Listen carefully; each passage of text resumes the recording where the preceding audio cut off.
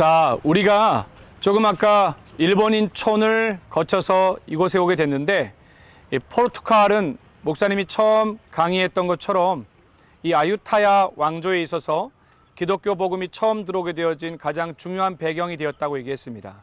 그게 바로 1511년에 포르투갈 무역 상선이 이 태국에 들어오게 되어지면서 이 무역 상선과 함께 기독교가 캐톨릭이 들어오게 되어졌어요. 사실은 그 뒤 5년 뒤에 1516년에 공식적인 무역이 체결이 되어지기 시작하면서 이제는 단순한 물건만 왔다 갔다 거릴 것이 아니라 무역이 협력이 되어지고 군사, 외교 물자들이 서로 상호 오갈 수 있는 길이 열리게 되어진 배경이 바로 이 포르투갈을 통해서 되어졌습니다. 근데 일본촌이 구성되어진 것이 17세기 막부에 이단으로 인한 캐톨릭의 박해로 인해 넘어왔다라면 이 캐톨릭이 포르투갈은 전혀 다른 개념으로 이해되어져야 돼요. 바로 무역과 함께 시작되어진 포르투갈이라는 것이고, 이 포르투갈의 무역이 곧 태국의 복음의 문을 열게 되어졌어요. 역사적 배경을 우리가 잘 보면 사실 이 포르투갈이 먼저 태국을 온 게 아니에요. 가장 먼저 어디 왔을까? 당시에는 배를 타고 움직였기 때문에 배가 가장 근접할 수 있는 해안 도시 중심으로 다 접촉이 됐어요. 그게 바로 이 태국은 동남아시아의 제일 남쪽 아래에 해당되어지는 말라카 해협을 점령을 포르투갈을 하게 됩니다. 말라카 해협이 점령되고 나서 위쪽으로 올라오게 되어지면서 아유타야 왕조에서 무역이 되어졌고, 무역 당시에 군인들이 먼저 왔다고 했던 배경도 바로 무역 상선에 군인들이 타고 들어왔고 그들이 정착하게 되어지면서 선교사들이 이곳에 들어오게 되어집니다. 바로 앞에 보이는 이곳이 바로 아유타야, 제일 처음 포르투갈 사람들이 와서 세운 첫 번째 교회입니다. 목사님 지금 첫 번째 교회라고 말씀하신 거는 이 아유타야에 교회가 지금 몇 개가 더 있단 말입니까? 예, 맞아요. 이 첫 번째 교회를 제외하고 주변에 3개의 교회가 더 지금 현재도 있습니다. 이 첫 번째 처음 도착한 이곳, 지금은 여러분들이 보시기에는 조금 아까 일본인촌이 저 맞은편에 있는데, 일본인촌에서 우리가 사진을 찍고 건너서 정반대 여기가 포르투갈 마을이거든요. 그러면 일본인 마을도 그렇고 포르투갈 마을도 그렇고 공통된 특징이 뭐냐면 아까 말씀드렸던 바이삭 강과 짜프라야 강이 흘러내려가게 되는 강가의 마을이 형성이 되어졌다는 거예요. 마을 형성과 함께 이 안에 들어가 보면 지도가 왼쪽에 있게 되어지는데 조금 안에 목사님이 다시 한번 설명을 드리게 될 거예요. 그리고 여기는 사실 교회 안에 뭐가 있냐면 무덤이 있습니다. 수산이 있습니다. 당시 포르투갈 사람들이 왔던 사람들의 집단 무덤이 이 안에 있고요. 들어가자마자 여러분들이 가장 먼저 보게 되는 게 뭐냐면 큰 유골을 하나 보게 될 거예요.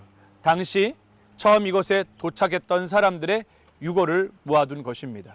우리가 어떻게 이해할지 모르지만 종교 자체, 특히 기독교가 다른 여러 나라로 퍼져가게 되어진 배경에는 순수하게 선교사들을 통해서 복음이 먼저 전해지기보다는 무역을 통해서 들어왔고, 그 무역과 함께 선교사들이 들어오고 그들이 이곳에서 의료, 학교 이런 것들을 세워 나가는 것들을 보게 되어져요. 결국 유럽에서 이렇게 들어온, 그리고 나중에는 이제 우리가 중요하게 알아야 될 게 앞으로 3년 2달 정도가 지나게 되어지면 태국의 기독교 200주년이 되어집니다. 2028년이에요. 8월 23일경이 되어지면 이곳에 복음이 들어온 지 200주년이 되어지는데 우리 적어도 이거는 알고 갔으면 좋겠어. 태국 사람들이 지금 111 프로젝트를 하고 있어요. 111 비전이요. 그게 뭐냐면 바로 우리 태국의 100만 성도를 2028년까지 200주년이 될 때까지 전도를 열심히 해서 100만 명의 성도를 만들자. 그 다음에 또 하나 일은 뭐냐면 바로 1만 교회를 세우자. 그 다음에 또 일은 뭐냐? 1만 목회자를 세우자라는 비전을 갖고 있어요. 태국 땅에 우리가 살아가면서 한인교회이지만 함께 하나님 나라의 복음을 세워가는 입장에서는 이 112를 알고 우리도 같이 기도에 동참했으면 좋겠습니다. 가장 안타까운 건 이 포르투갈 첫 번째 교회지만 지금은 예배가 전혀 드려지지 않는 외형만 세워져 있는 안타까운 교회를 보게 됩니다. 이게 바로 방콕 시내에 있는 아눅사와리랑 똑같아요. 아눅사와리가 뭐야? 승점 기념탑이잖아요. 그냥 과거 한 시대를 풍미했던 탑으로 존재할 것이 아니라 살아있는 유기체 성돌이 되어져서 여러분들이 새벽의 술 같은 귀한 하나님의 학생들, 믿음의 YCG로 너 하나님의 사람아로 하나님과 동행할 수 있는 그런 우리 귀한 친구들이 되었으면 좋겠습니다.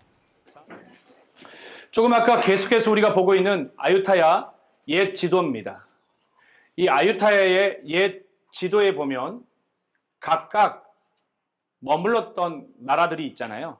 조금 아까 이쪽 지역이 바로 제페니스 마을이었고 이 제페니스 마을 맞은편에 지금 여기가 포르투갈 마을입니다.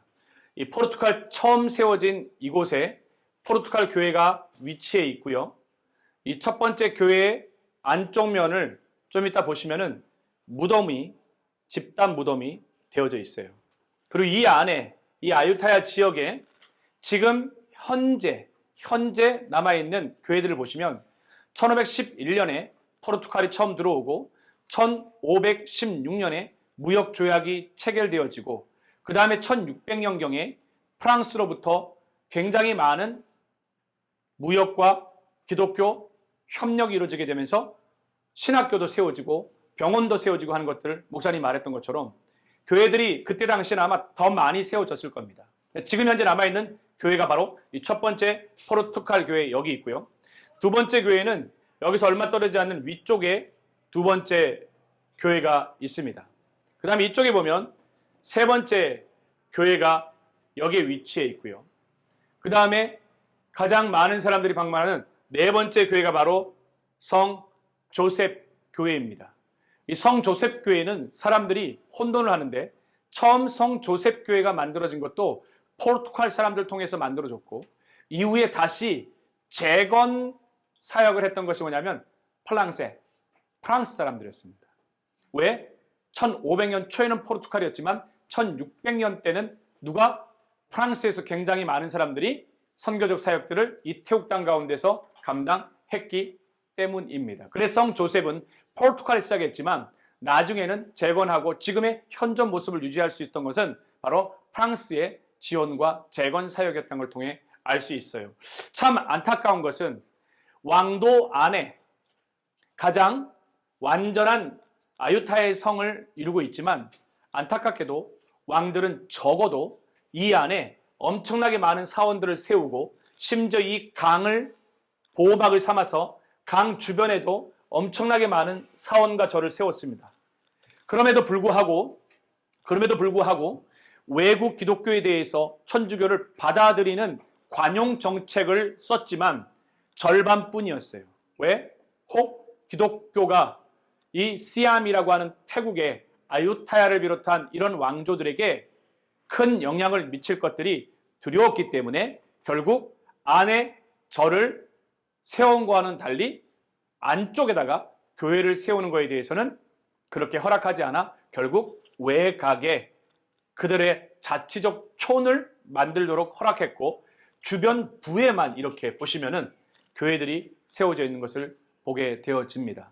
지금 태국은 여러분 아시는 것처럼 명목상 95%예요. 그러나 지금은 숫자를 세지 않습니다. 그 정도로 불교가 굉장히 많이 가라앉아 있는 상태고 이슬람이 13%에서 15%까지 육박했다는 얘기가 있습니다. 기독교는 여전히 아직도 1%가 채 되지 않습니다. 프로테스탄트는 0.64%에 불과하고 기타 여러 많은 캐톨릭, 그리스 종교회와 이단을 다 합쳐야 겨우 1%밖에 되지 않아요. 이런 때에 우리는 이 땅에 하나님이 옮겨 심으셨습니다. 그래서 어떠한 마음으로 우리가 이 땅에 YCG가 되어져서 하나님의 거룩한 백성으로 살아가야 될지 깊이 생각하면서 우리가 살아갔으면 좋겠고 여기 나와 있는 이 포르투갈에 대한 역사에 대한 부분들을 여러분들과 함께 잠깐 나누었습니다. 수고했습니다.